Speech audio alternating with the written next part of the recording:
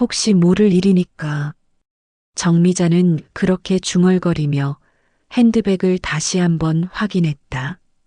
신분증, 도장, 통장, 그리고 빼먹지 않고 챙긴 수첩까지. 매달 첫째 주 월요일이면 어김없이 찾는 구청 방문이 이제는 몸에 밴 습관이 되어 있었다. 오전 9시 정각. 구청 민원실 문을 밀고 들어서는 순간 익숙한 소독약 냄새와 복사기 돌아가는 소리가 정미자를 맞았다. 70세가 넘은 나이에도 꼿꼿한 허리를 세우고 걷는 정미자의 모습은 여전히 당당했다. 어르신, 오늘도 오셨네요. 접수대 직원이 반갑게 인사를 건넸다. 벌써 2년째 이어온 루틴이었다. 매달 첫째 주 정미자는 각종 증명서, 발급과 세무 관련 업무를 처리하러 이곳을 찾았다. 혼자 사는 노인이 챙겨야 할 일들이 생각보다 많았기 때문이다. 네, 이번 달도 왔어요. 주민등록 등본하고 세금 납부 확인서 좀 떼려고요. 정미자는 준비해온 서류들을 정리하며 대기번호표를 뽑았다. 17번. 전광판을 올려다보니 현재 12번이 진행 중이었다. 5분 정도면 차례가 올 것 같았다. 의자에 앉아 주변을 둘러보던 정미자의 시선이 멈췄다. 저쪽 구석 소파에 앉아 있는 3명의 남자들. 나이는 40대 중반 정도로 보였는데 왠지 모르게 자꾸 이쪽을 흘끔거리고 있었다. 기분 탓이겠지. 정미자는 고개를 돌려 창밖을 바라봤다. 가을 햇살이 따스하게 민원실을 비추고 있었다. 이런 평범한 일상이 얼마나 소중한지 혼자 살기 시작한 후에야 깨달았다. 남편이 세상을 떠난 지 3년, 이제는 모든 일을 스스로 처리해야 했다. 17번 어르신, 3번 창구로 오세요. 드디어 정미자의 차례였다. 가방을 메고 일어서는 순간 묘한 기분이 들었다. 등 뒤에서 누군가 자신을 지켜보고 있는 듯한 느낌이었다. 지금은 정면만 보세요. 제 창구만 응시하세요. 경찰 호출 중입니다. 3번 창구 직원의 목소리가 떨리고 있었다. 20대 후반으로 보이는 젊은 여직원이 정미자에게 서류를 건네면서 속삭이듯 말했다. 얼굴이 하얗게 질려 있었고 손끝이 미세하게 떨고 있는 것이 눈에 띄었다. 네, 무슨 말씀이신지. 정미자가 당황해서 되묻자 직원은 더욱 작은 목소리로 이어갔다. 뒤돌아보지 마세요. 어르신을 노리는 사람들이 있어요. 아까부터 계속 지켜보고 있었거든요. 정미자의 심장이 쿵쾅거리기 시작했다. 등 뒤의 시선이 더욱 따갑게 느껴졌다. 직원은 컴퓨터 화면을 가리키며 대화를 이어가는 척했지만 실제로는 책상 밑에서 비상벨을 누르고 있었다. 저기 소파에 앉아있던 3명 말이에요. 번호표도 안 뽑고 계속 대기하고 있어요. 그런데 자꾸 어르신만 쳐다보더라고요. 직원의 설명에 정미자는 온몸에 소름이 돋았다. 자신의 직감이 맞았던 것이다. 가방을 꼭 끌어안으며 작은 목소리로 물었다. 그럼 어떻게 해야 하죠? 일단 서류 처리는 계속 진행할게요. 자연스럽게 행동하세요. 보안팀이 곧 올 거예요. 직원은 능숙하게 키보드를 두드리며 정미자의 주민등록 등본을 출력하기 시작했다. 하지만 프린터 소리 사이로 들려오는 발걸음 소리가 점점 가까워지고 있었다. 어머님, 잠깐만요. 뒤에서 중년 남성의 목소리가 들렸다. 정미자는 직원의 말을 기억하며 고개를 돌리지 않았다. 하지만 그 남자는 직접 창구 옆으로 다가와 정미자의 시야에 들어왔다. 키 175cm 정도, 검은 정장을 입고 있었지만 어딘지 어색해 보였다. 얼굴에는 억지 미소를 띠고 있었고 손에는 서류 봉투를 들고 있었다. 안녕하세요. 혹시 정미자 할머님 맞으시죠? 정미자의 등골이 서늘해졌다. 자신의 이름을 어떻게 알고 있는 걸까? 창구 직원도 긴장한 기색이 역력했다. 누구세요? 어떻게 제 이름을? 아, 저는 김사위. 아니, 김대리라고 합니다. 어머님과 중요한 이야기가 있어서요. 남자의 말이 어눌해졌다. 사위라고 하다가 급히 말을 바꾼 것이 이상했다. 정미자는 딸도 없는데 사위라니? 직원이 재빨리 끼어들었다. 죄송합니다. 지금 민원 처리 중이니까 대기석에서 기다려주세요. 5분만 기다려주세요. 정말 급한 일이라서. 남자가 조급해하며 정미자 옆으로 더욱 바짝 다가섰다. 그 순간 정미자는 남자의 주머니에서 뭔가 불룩한 것을 발견했다. 서류 뭉치 같기도 하고 아니면 다른 무엇인가 같기도 했다. 어머님 재산 관리 때문에 왔어요. 요즘 혼자 사시니까 걱정되어서. 재산 관리? 정미자는 더욱 의심스러워졌다. 자신의 재산 상황을 어떻게 아는 걸까? 더구나 완전히 모르는 사람인데. 창구 직원이 더욱 단호하게 말했다. 죄송하지만 개인정보보호법에 의해 민원인과 관계없는 분은 창구 주변에 계실 수 없습니다. 뒤로 물러나 주세요. 그때 민원실 입구 쪽에서 또 다른 발걸음 소리가 들렸다. 정미자가 슬쩍 눈을 돌려보니 똑같은 차림의 두 남자가 더 들어오고 있었다. 모두 같은 검은 정장, 같은 서류 봉투를 들고 있었다. 이게 무슨 일이지? 정미자의 손이 떨리기 시작했다. 직원도 상황의 심각성을 느꼈는지 더욱 빠르게 서류를 처리하고 있었다. 어머님, 진짜 5분만 시간 내주세요. 어머님한테 정말 중요한 이야기가 있어요. 김대리라고 자칭한 남자의 목소리에 절박함이 묻어났다. 하지만 그 절박함이 정미자를 돕기 위한 것인지 아니면 자신들의 목적을 위한 것인지 알 수 없었다. 김대리라고 자칭한 남자는 정미자의 대답을 기다리지도 않고 창구 옆 의자를 끌어당겼다. 나머지 두 명도 자연스럽게 주변을 에워쌌다. 번호표도 없이 대기석을 점유한 채 정미자를 압박하기 시작했다. 어머님, 저희가 왜 왔는지 아세요?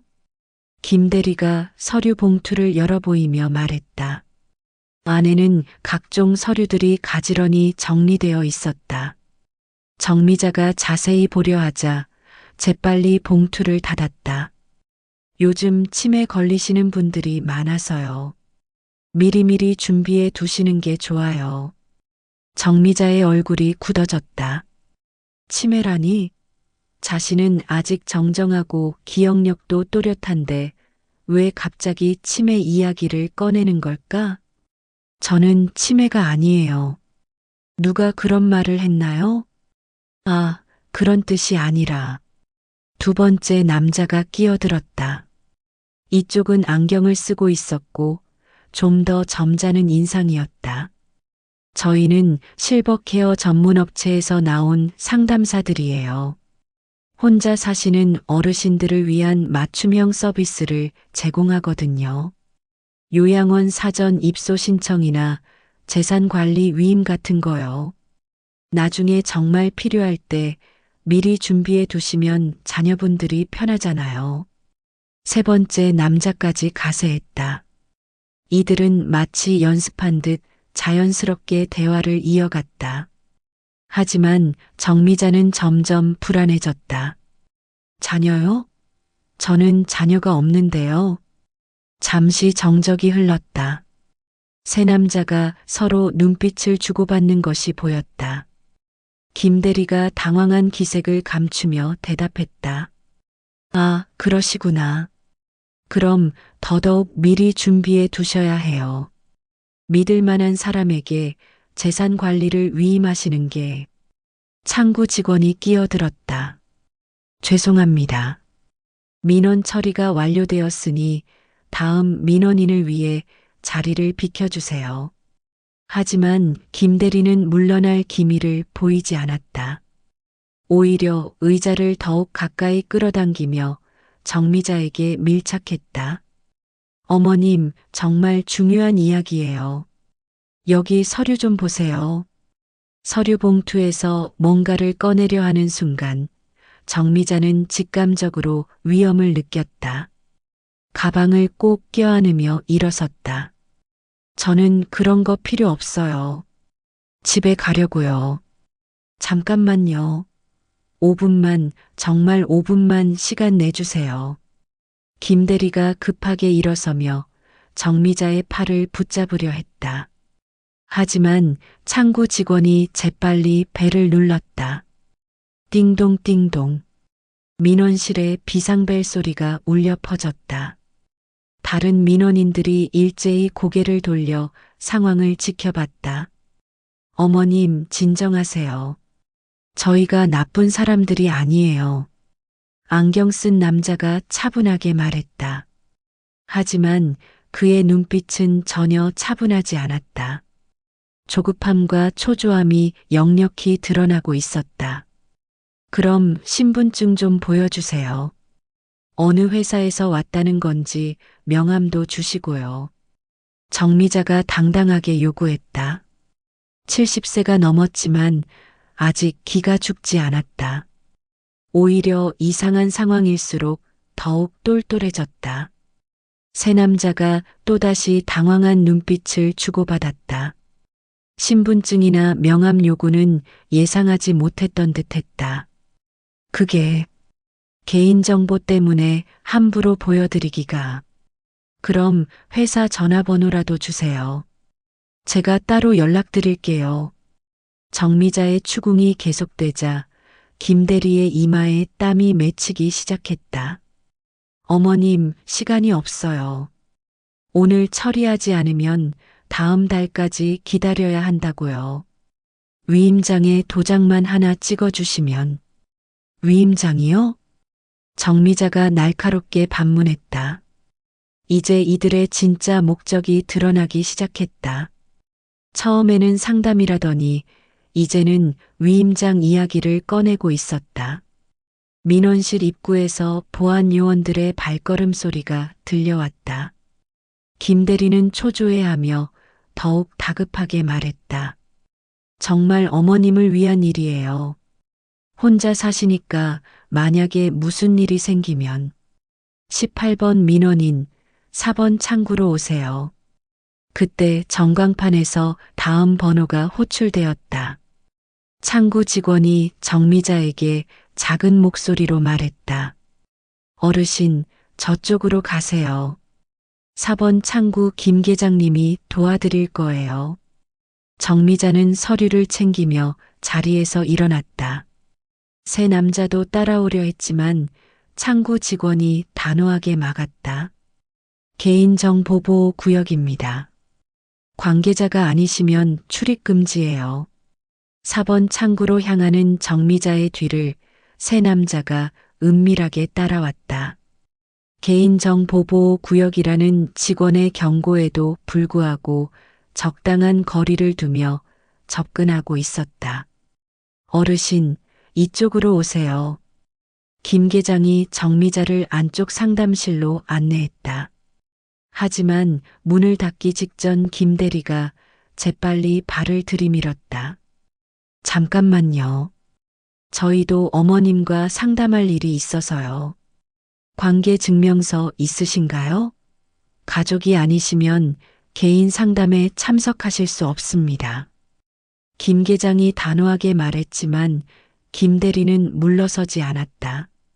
오히려 문틈으로 몸을 밀어넣으며 억지로 들어왔다. 어머님, 진짜 마지막이에요. 오늘 이 서류에 서명하지 않으면 큰일 나요.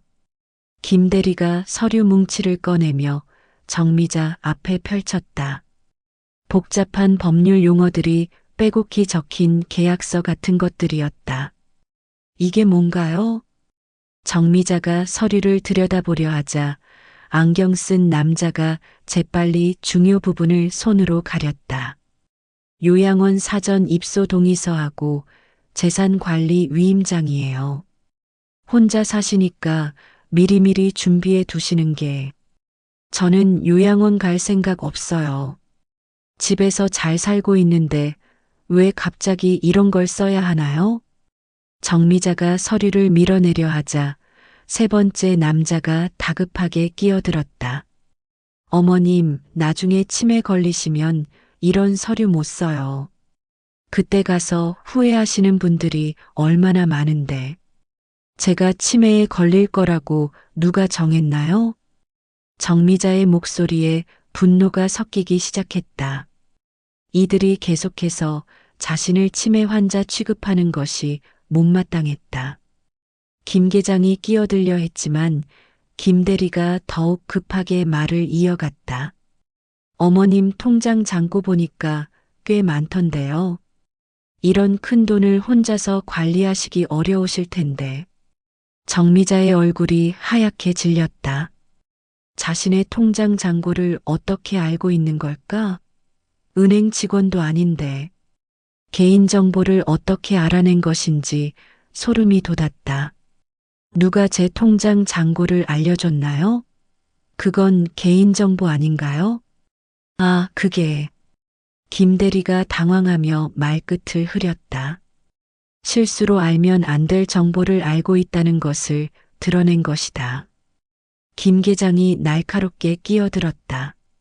어떻게 민원인의 금융정보를 알고 계신가요? 신분 확인 좀 해보겠습니다. 그런 게 중요한 게 아니라. 안경 쓴 남자가 초조해하며 서류를 정미자 쪽으로 밀었다. 어머님, 도장만 하나 찍어주세요. 정말 어머님을 위한 일이에요. 싫어요. 도장 안 찍어요. 정미자가 단호하게 거부하자 세 남자의 분위기가 급변했다. 지금까지 유지하던 친절한 가면이 벗겨지기 시작했다. 어머님, 이거 안 하시면 나중에 정말 후회하세요. 김 대리의 목소리에 협박조가 섞였다. 요양원 입소 대기 명단에서 제외되면 나중에 들어가고 싶어도 못 들어가요. 그때 가서 울어봤자 소용없어요. 제가 요양원 가고 싶다고 언제 말했나요? 정미자가 반박하자 세 번째 남자가 더욱 노골적으로 협박했다. 어머님 나이에 혼자 살면서 무슨 일이 생길지 몰라요. 넘어져서 다치기라도 하면 누가 돌봐줘요? 그런 일은 제가 알아서 할 일이에요. 알아서 하기엔 너무 늦었어요. 어머님 집 주변에 요즘 도둑들이 많이 돌아다닌다던데. 이번엔 완전한 위협이었다. 정미자의 거주지까지 파악하고 있다는 암시였다. 김 계장이 더 이상 참지 못하고 일어섰다. 지금 민원인을 협박하고 계신 건가요? 신분증 내놓으세요. 협박이 아니라 현실적인 조언이에요. 김 대리가 정미자의 손목을 붙잡으려 하는 순간 상담실 문이 벌컥 열렸다. 정미자님, 창구로 다시 나와주세요. 3번 창구 직원이 급하게 나타났다. 뒤에는 보안요원 2명이 서 있었다. 무슨 일인가요? 긴급 상황입니다. 지금 즉시 나오셔야 해요. 정미자가 자리에서 일어나자 세 남자도 따라 나오려 했다. 하지만 보안요원이 이들을 가로막았다. 신분 확인 끝날 때까지 여기서 대기하세요. 우리는 정당한 업무 차왔는데. 김 대리가 항의했지만 보안요원은 단호했다. 그럼 사업자 등록증과 신분증 확인부터 하겠습니다. 새 남자의 얼굴이 일그러졌다. 신분 확인을 피하고 싶어 하는 것이 역력했다. 정미자는 보안요원의 안내를 받으며 상담실을 나왔다. 뒤에서 들려오는 새 남자의 다급한 목소리가 점점 멀어졌다. 어머님, 어머님, 정말 후회하실 거예요. 하지만 정미자는 돌아보지 않았다. 이들이 정상적인 사람들이 아니라는 확신이 들었기 때문이다. 3번 창구로 돌아온 정미자를 맞은 것은 긴장한 표정의 젊은 여직원이었다. 컴퓨터 화면 앞에서 뭔가 심각한 것을 발견한 듯 얼굴이 굳어 있었다. 어르신 앉으세요. 중요한 말씀 드릴 게 있어요. 직원이 주변을 둘러보며 작은 목소리로 말했다. 다른 민원인들이 들을까봐 조심스러워하는 모습이었다. 저기 아저씨들 때문에 그래요? 정미자가 물어보자 직원이 고개를 끄덕였다. 네, 맞아요. 그런데 생각보다 훨씬 심각한 상황이에요. 직원이 컴퓨터 화면을 정미자 쪽으로 돌렸다. 화면에는 복잡한 시스템 창이 여러 개 떠 있었다. 어르신 이름으로 지난 한 달간 무려 7번이나 위임장 발급 신청이 들어왔어요. 모두 다른 사람 명의로요. 정미자의 눈이 커졌다. 자신은 위임장 같은 것을 신청한 적이 전혀 없었다. 7번이요? 누가요? 김철수, 이영호, 박민수. 모두 어르신과 조카 관계라고 신청서에 적어놨네요. 그런데 어르신 주민등록 등본상으로는 조카가 없으시잖아요. 직원이 다른 창을 열어 보여주었다. 정미자의 가족관계 증명서가 화면에 떠 있었다. 남편은 사망, 자녀 없음, 형제자매 1명 여동생만 기재되어 있었다. 이상해서 더 조사해 보니까 더 큰 문제를 발견했어요. 직원이 또 다른 창을 열었다. 이번에는 정미자도 이해하기 어려운 복잡한 코드들이 나열되어 있었다. 어르신 개인정보가 불법으로 유출된 흔적이 있어요. 통장 잔고, 거주지 주소, 생활 패턴까지 다 파악되어 있더라고요. 정미자의 손이 덜덜 떨리기 시작했다. 아까 김 대리가 자신의 통장 잔고를 알고 있었던 것이 이제서야 이해되었다. 누가 제 정보를 훔쳐간 거예요? 아직 정확히 확인되지는 않았지만 보시면 여기 접속 기록이 있어요. 직원이 로그 파일을 가리켰다. 복잡한 숫자와 시간들이 나열되어 있었지만 그중 익숙한 패턴이 눈에 띄었다. 매주 월요일 오전에 집중적으로 접속했네요. 특히 어르신이 구청에 오시는 시간대하고 거의 일치해요. 정미자의 등골이 서늘해졌다. 자신의 구청 방문 패턴까지 파악하고 있었다는 뜻이었다. 그럼 저를 계속 지켜보고 있었다는 얘기인가요? 그럴 가능성이 높아요. 어르신이 혼자 사시고 정기적으로 구청을 방문한다는 것을 알고 있었을 테니까요. 직원이 다시 다른 파일을 열어 보여주었다. 이번엔 정미자도 이해할 수 있는 내용이었다. 위조된 위임장 샘플들이에요. 어르신 도장까지 복제해서 만든 것 같아요. 화면에 나타난 서류들을 보고 정미자는 충격을 받았다. 자신의 이름과 주소, 그리고 실제 도장과 똑같은 인장이 찍힌 위임장들이 여러 장 있었다. 제 도장을 언제 복제했을까요? 저는 항상 가방에 넣고 다니는데 요즘 기술이 발달해서 사진만으로도 도장을 복제할 수 있어요. 어르신이 구청에서 서류에 도장 찍는 모습을 누가 몰래 찍었을 가능성이 있어요. 정미자는 소름이 돋았다. 지난 2년간 매달 구청을 방문하면서 누군가 자신을 감시하고 있었다는 생각에 온몸이 떨렸다. 그럼 이 사람들 목적이 뭐예요? 재산을 노린 것 같아요. 위임장만 있으면 어르신 모르게 부동산 매매나 예금, 인출이 가능하거든요. 직원이 심각한 표정으로 설명했다.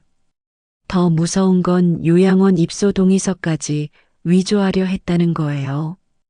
이걸 이용하면 어르신을 강제로 요양원에 입소시키고 재산을 관리할 수 있어요. 정미자의 머릿속이 하얘졌다. 만약 오늘 그 서류에 서명했다면 어떻게 되었을까? 상상만 해도 끔찍했다. 지금 어떻게 해야 하죠? 경찰에 신고했어요. 곧 수사관이 올 거예요. 그리고 어르신 계좌도 임시로 거래 정지 조치했고요. 바로 그때 민원실 입구로 정장을 입은 2명의 남자가 들어왔다. 하지만 이번엔 경찰 신분증을 목에 걸고 있었다. 정미자님이세요? 강남서 수사과에서 나왔습니다. 형사가 다가오며 신분증을 보여주었다. 사기 조직 관련해서 몇 가지 여쭤볼 게 있어서요. 혹시 시간 괜찮으시면 서에서 좀 더 자세한 조사를 받으실 수 있을까요? 정미자는 고개를 끄덕였다. 이제서야 자신이 얼마나 위험한 상황에 처해 있었는지 깨달았다. 그 사람들은 어떻게 됐나요? 지금 다른 형사들이 신문하고 있어요. 이미 여러 건의 유사범죄로 수배 중이었거든요. 형사의 설명에 정미자는 안도의 한숨을 쉬었다. 위기는 일단 넘긴 것 같았다. 구청 직원이 정미자에게 마지막 당부의 말을 건넸다. 어르신, 앞으로 이런 일이 생기면 즉시 신고하세요. 그리고 개인정보는 절대 함부로 주시면 안 되고요. 정미자는 고개를 끄덕이며 가방을 챙겼다. 평범한 월요일 아침이 이렇게 아찔한 경험으로 바뀔 줄은 꿈에도 몰랐다. 정미자가 형사와 함께 민원실을 나가려는 순간 갑자기 웅성거리는 소리가 들려왔다. 뒤돌아보니 보안요원 4명이 상담실에서 세 남자를 끌고 나오고 있었다. 나라고. 우리 잘못한 거 없어. 김대리가 발버둥치며 소리쳤지만 보안요원들은 단단히 붙잡고 놓아주지 않았다. 안경 쓴 남자는 이미 수갑이 채워진 상태였고 3번째 남자는 얼굴이 새파랗게 질려 있었다. 어머님이 우리를 오해하고 있어요. 김대리가 정미자를 향해 절규하듯 외쳤다. 하지만 그의 목소리에는 더 이상 처음의 친근함이 남아있지 않았다. 오히려 다급함과 분노가 뒤섞여 있었다. 형사가 정미자에게 조용히 말했다. 저들이 범인들이에요. 지금까지 서울 강남 일대에서 혼자 사는 고령자들을 상대로 같은 수법을 써왔거든요. 같은 수법이요?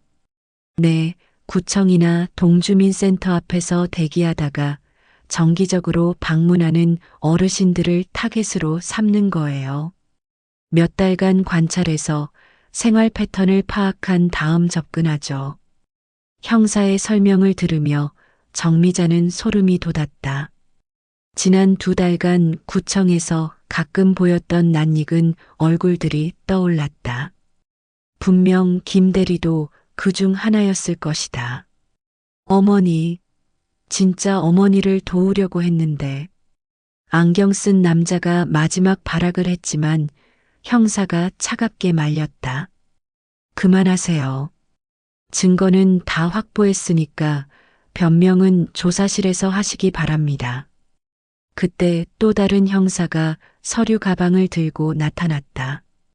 팀장님, 이거 봐보세요. 대박이에요. 가방 안에서 쏟아져 나온 것은 수십 장의 위조 서류들이었다. 여러 명의 이름으로 작성된 위임장, 요양원 입소 동의서, 심지어 유언장까지 있었다. 정미자님 것만 17장이네요. 완전히 조직적으로 준비한 거였어요. 형사가 서류들을 하나씩 보여주며 설명했다.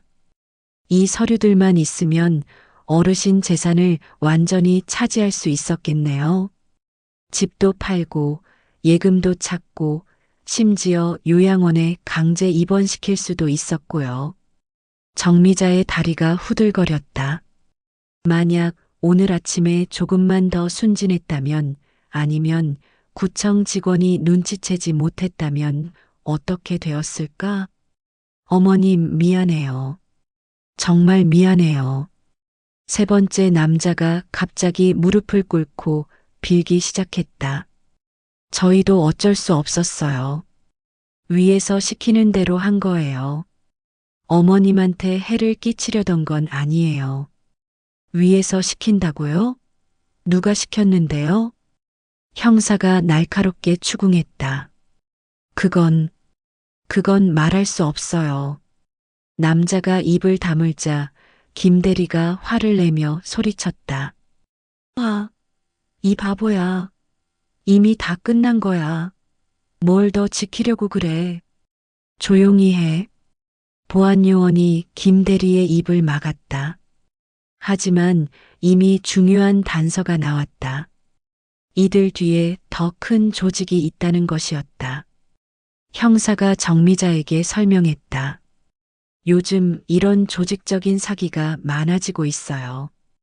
단순히 개인이 저지르는 범죄가 아니라 체계적으로 운영되는 거거든요.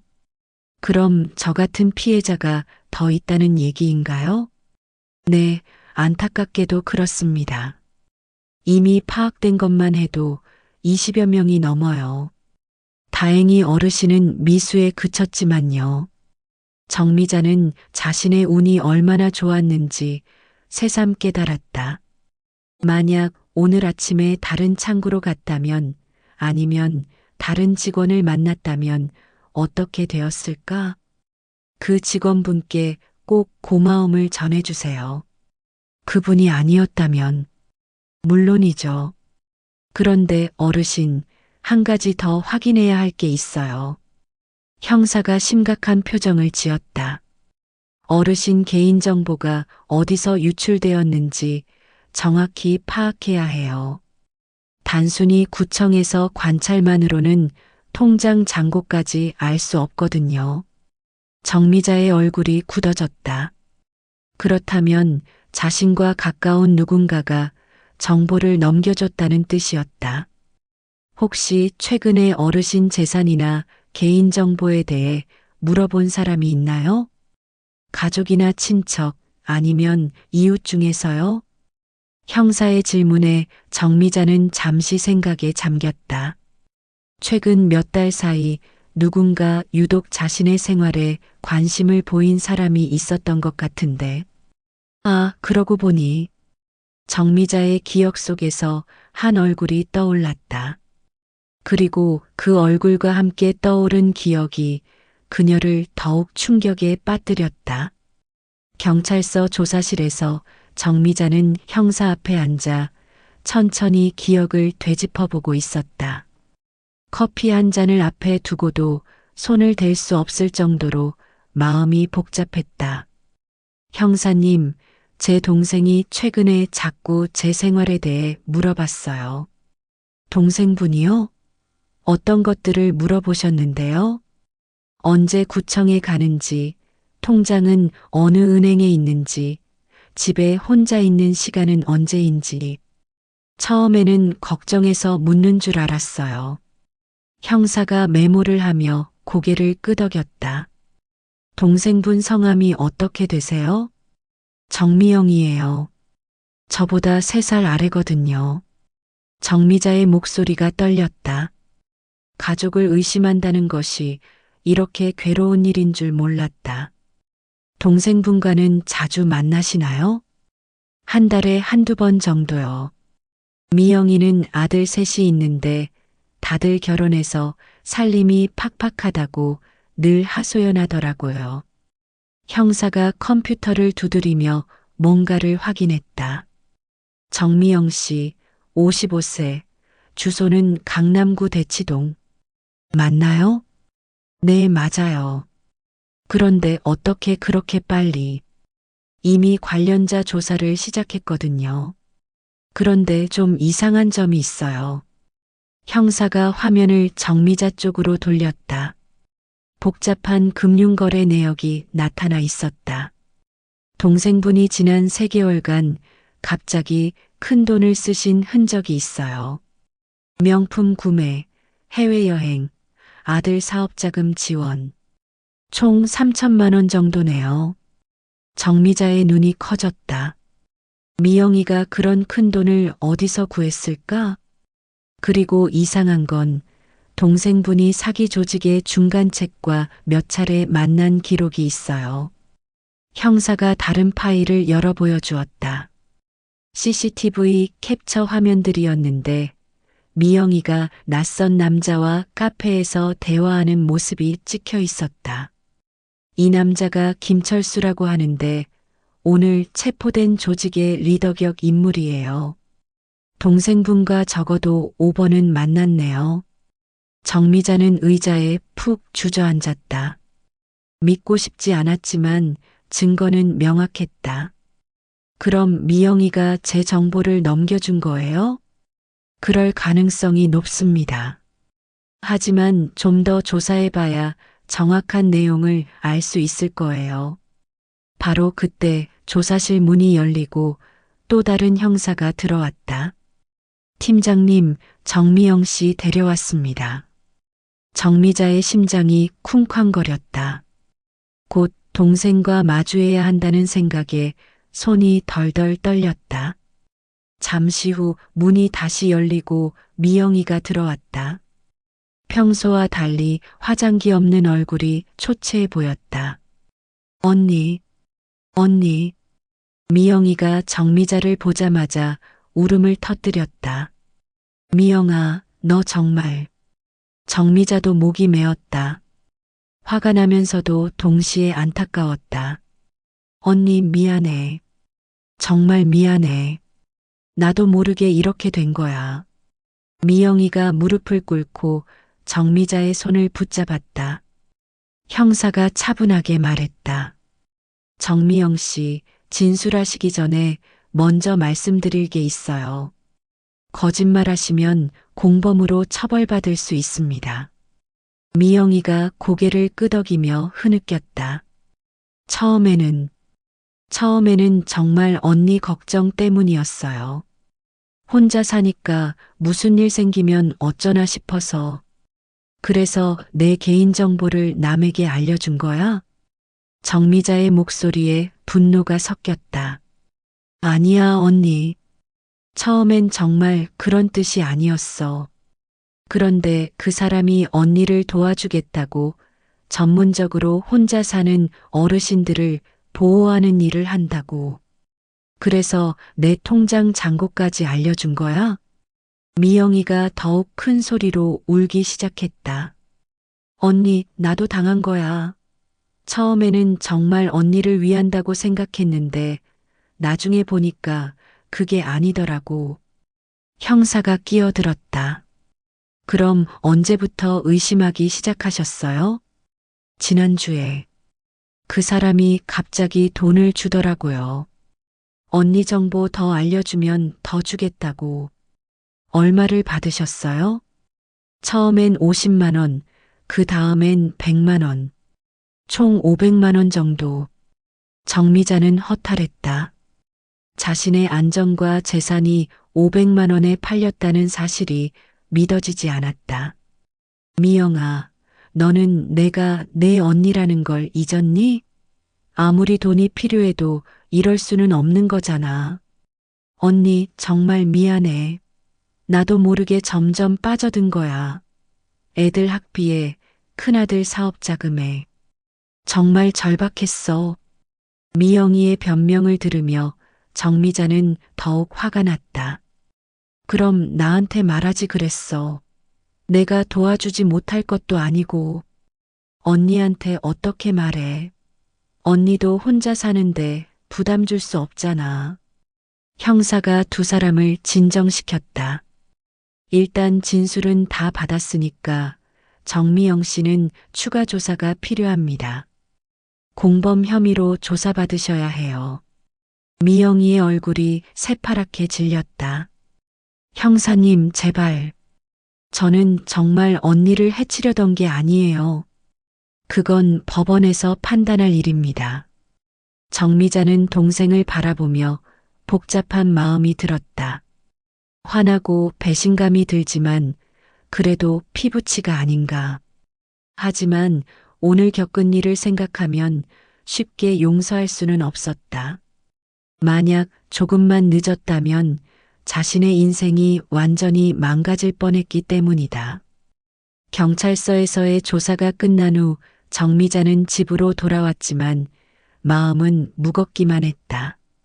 평소 같으면 저녁 7시면 뉴스를 보며 차를 마시는 시간인데 오늘은 아무것도 손에 잡히지 않았다. 며칠 후 미영이가 집을 찾아왔다. 초췌한 얼굴로 대문 앞에서 한참을 망설이다 초인종을 눌렀다. 언니, 나야 미영이. 정미자는 문을 열어주었지만 표정은 여전히 굳어 있었다. 들어와. 거실에 앉은 미영이는 고개를 숙인 채 말을 꺼내지 못했다. 정미자가 먼저 입을 열었다. 경찰서에서 뭐라고 하던? 아직 정식 기소는 안 했어요. 하지만 공범 혐의는 피할 수 없을 것 같다고 하더라고요. 미영이의 목소리가 떨렸다. 그럼 처벌을 받게 되는 거야? 벌금형은 확실하고 심하면 실형도 가능하다고. 정미자는 한숨을 내쉬었다. 동생이 이런 일에 휘말릴 줄은 꿈에도 몰랐다. 미영아, 솔직히 말해봐. 정말 처음에는 나를 걱정해서 시작한 거야? 미영이가 고개를 들어 정미자를 바라봤다. 눈가가 빨갛게 부어 있었다. 정말이야, 언니. 처음에는 정말 언니 걱정 때문이었어. 혼자 사니까 무슨 일 생기면 어쩌나 하는 마음에. 그래서 낯선 사람한테 내 정보를 준 거야? 그 사람이 전문가라고 했어. 혼자 사는 어르신들 생활 안전을 관리하는 회사에서 일한다고. 정미자가 고개를 저었다. 미영아, 너도 알잖아. 세상에 공짜는 없다는 거.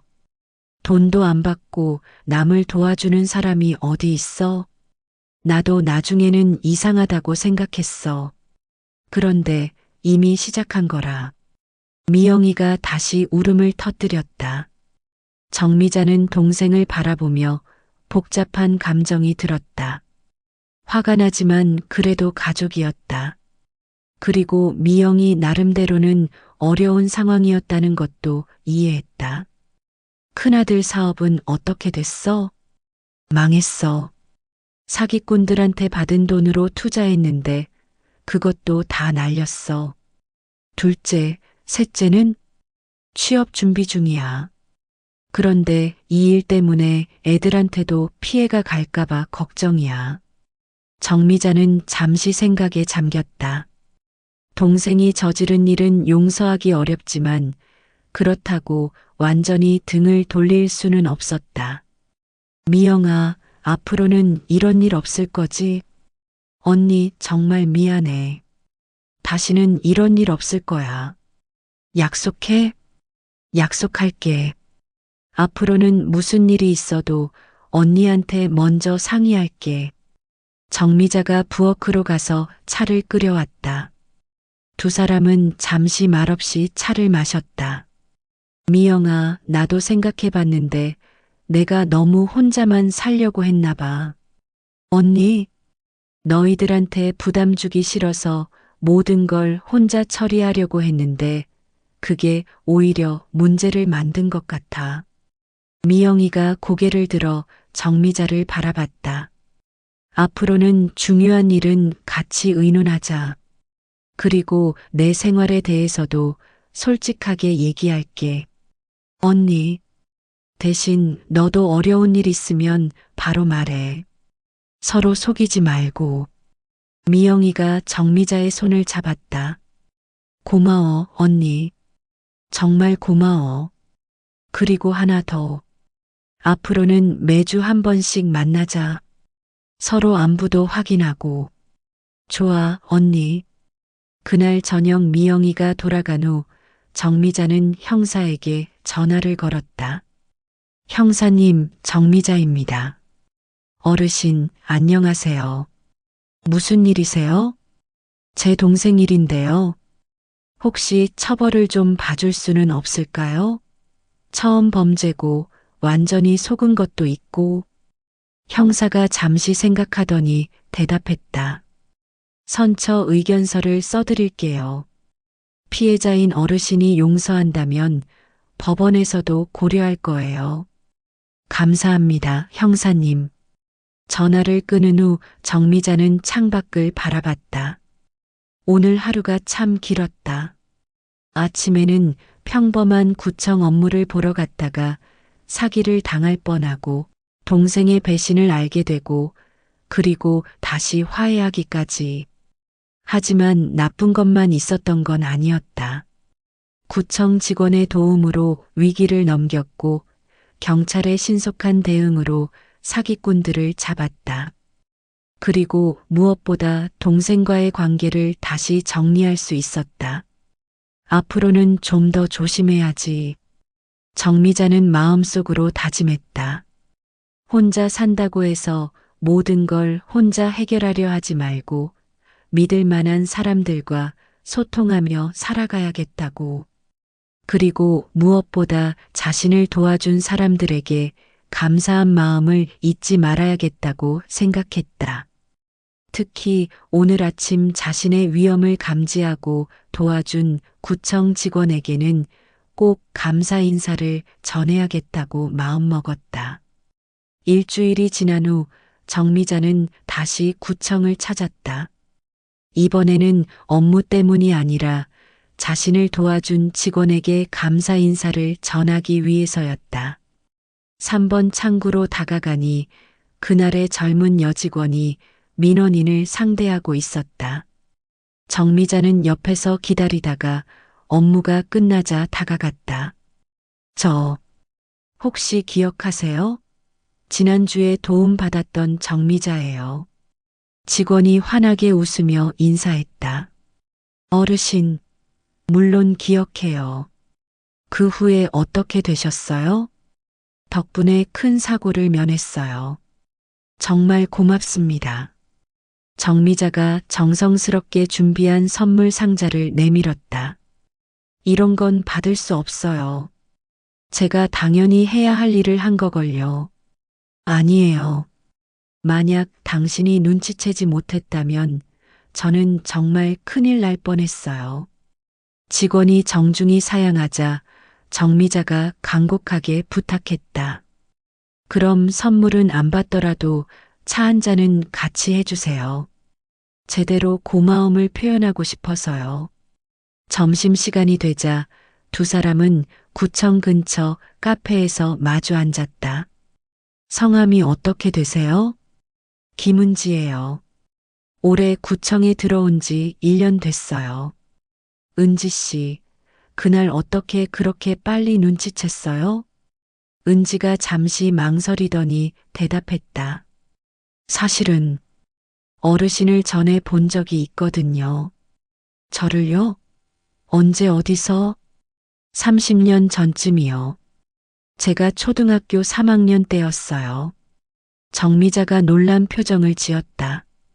30년 전이라면 혹시 교대 부근에 살았나요? 네, 맞아요. 어르신이 그때 우리 동네 초등학교에서 교사로 계셨잖아요. 정미자의 눈이 커졌다. 은지의 얼굴을 다시 자세히 보니 어렴풋이 기억이 났다. 혹시 김은지? 3학년 2반 김은지? 네, 맞아요. 선생님이 절 기억하세요? 아, 그래. 수학을 어려워하던 은지. 방과 후에 남아서 공부시켜주던 기억이 나네. 두 사람은 반가움에 손을 맞잡았다. 선생님, 그때 저 때문에 얼마나 고생하셨는데. 수학 때문에 울고 있는 저를 끝까지 포기하지 않고 가르쳐 주셨잖아요. 정미자는 그때의 기억이 되살아났다. 부모가 맞벌이라 집에 일찍 들어가기 싫어하던 은지, 수학 문제를 풀지 못해 자주 울던 모습이 떠올랐다. 그런데 어떻게 구청에서 일하게 됐어요? 대학교 졸업하고 공무원 시험 준비했거든요. 그런데 면접에서 왜 공무원이 되고 싶냐고 물어봤을 때 선생님 이야기를 했어요. 제 이야기를요? 네, 초등학교 때 선생님이 저를 끝까지 포기하지 않고 도와주신 덕분에 지금의 제가 있다고 했어요. 저도 그런 사람이 되고 싶다고. 정미자의 눈가에 눈물이 맺혔다. 그래서 구청에서 일하면서 어려운 일을 겪는 시민들을 도와드리는 게 제 보람이에요. 특히 혼자 사시는 어르신들은 더욱 세심하게 살펴보려고 하고요. 은지야, 정말 잘 자랐구나. 선생님 덕분이에요. 그날도 선생님이시니까 더욱 꼼꼼히 살펴봤던 거예요. 다른 어르신이었다면 그냥 넘어갔을지도 몰라요. 정미자는 감동했다. 30년 전 자신의 작은 선행이 이렇게 돌아올 줄은 꿈에도 몰랐다. 앞으로는 어떻게 지내실 거예요? 은지의 질문에 정미자가 웃으며 대답했다. 동생하고 화해했어요. 앞으로는 서로 속이지 말고 도우며 살기로 했고요. 그리고 매주 구청에 오는 대신 격주로 줄일 생각이에요. 그래도 가끔 놀러 오세요. 선생님 보면 기분이 좋거든요. 그럼 은지가 점심시간에 시간 될 때 차 한 잔씩 하자. 옛날 이야기도 하고. 좋아요. 정말 좋아요. 카페를 나서며 정미자는 마음이 따뜻해졌다. 세상이 험하고 사기꾼들도 많지만 이렇게 고마운 사람들도 있다는 것이 위안이 되었다. 은지야, 하나만 약속하자. 네, 선생님. 앞으로도 지금처럼 시민들을 도와주는 일 계속해줘. 너 같은 공무원이 많아야 세상이 좋아져. 네, 선생님. 약속할게요. 구청을 나서며 정미자는 생각했다.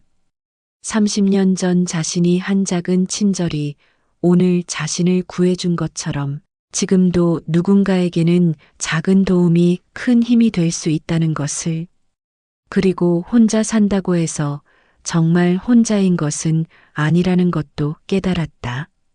세상에는 자신을 기억하고 도와주는 사람들이 있다는 것을 말이다. 집에 돌아가는 길에 정미자는 발걸음이 한결 가벼워짐을 느꼈다.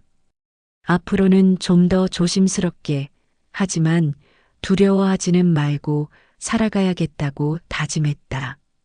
3개월 후 정미자는 여전히 매달 둘째 주 월요일 구청을 찾고 있었다. 하지만 이제는 혼자가 아니었다. 미영이가 함께 동행하고 있었고 때로는 은지와도 점심을 함께 했다. 언니, 오늘은 뭐 하러 왔어? 미영이가 대기표를 뽑으며 물었다.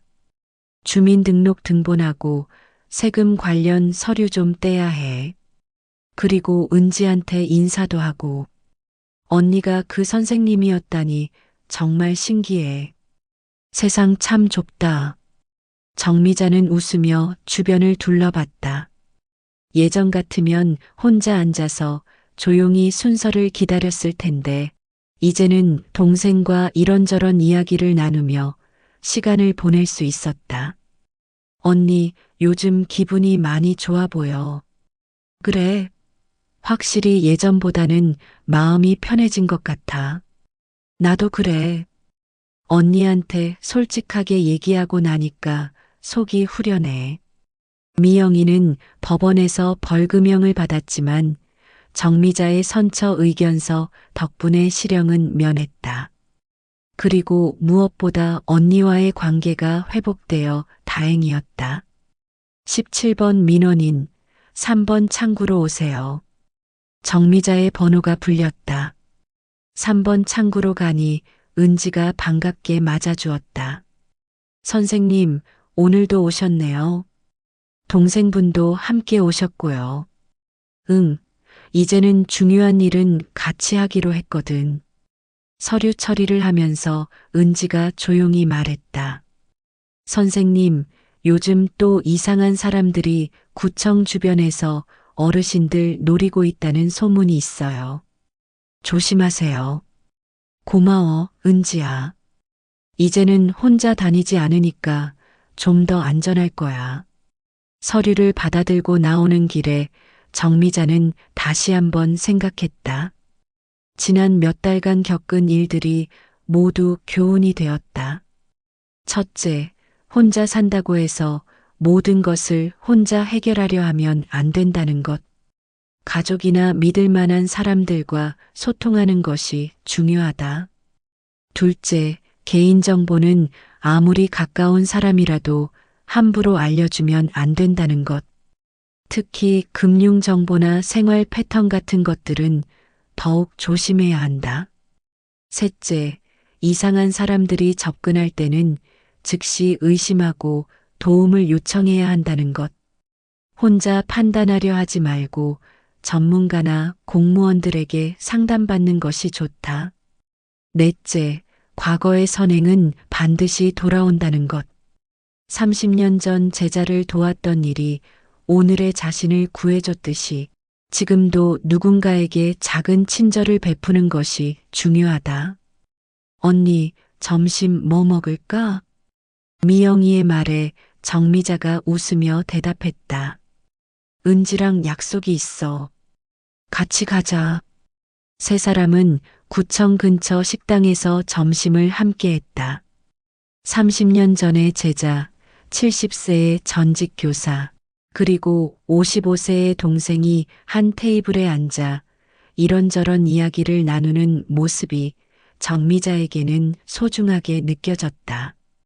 선생님, 정말 감사해요. 선생님 덕분에 제가 지금 이 일을 하게 됐거든요. 은지야, 나야말로 고마워. 내가 아니었다면 큰일 날 뻔했어. 미영이 이모도 이제 괜찮으시죠? 네, 이제 언니랑 자주 만나니까 마음도 편하고 좋아요. 정미자는 이 순간이 너무나 소중했다. 혼자 사는 것이 외롭기만 한 것은 아니었다. 이렇게 서로를 챙기고 도우며 살아갈 수 있다면 말이다. 식당을 나서며 정미자는 마음속으로 다짐했다. 앞으로도 조심스럽게, 하지만 두려워하지 말고 살아가자. 그리고 기회가 있을 때마다 다른 사람들에게도 작은 도움을 주며 살아가자. 집에 돌아가는 길에 정미자는 하늘을 올려다봤다. 구름 사이로 따스한 햇살이 내려오고 있었다. 마치 앞으로의 인생도 이렇게 밝을 거라는 희망을 주는 것 같았다. 시청자 여러분, 오늘 정미자 할머니의 이야기는 어떠셨나요? 혼자 사시는 어르신들께 꼭 필요한 이야기였을 것입니다. 개인정보 보호의 중요성, 가족과의 소통, 그리고 과거의 선행이 가져온 기적까지 우리 모두에게 필요한 교훈들이 담겨 있었습니다. 여러분도 주변의 어르신들을 더 자주 안부 인사드리고 작은 친절을 베풀어 보세요. 30년 후 그 친절이 큰 선물이 되어 돌아올지도 모르니까요. 구독과 좋아요는 더 좋은 이야기를 만드는 힘이 됩니다.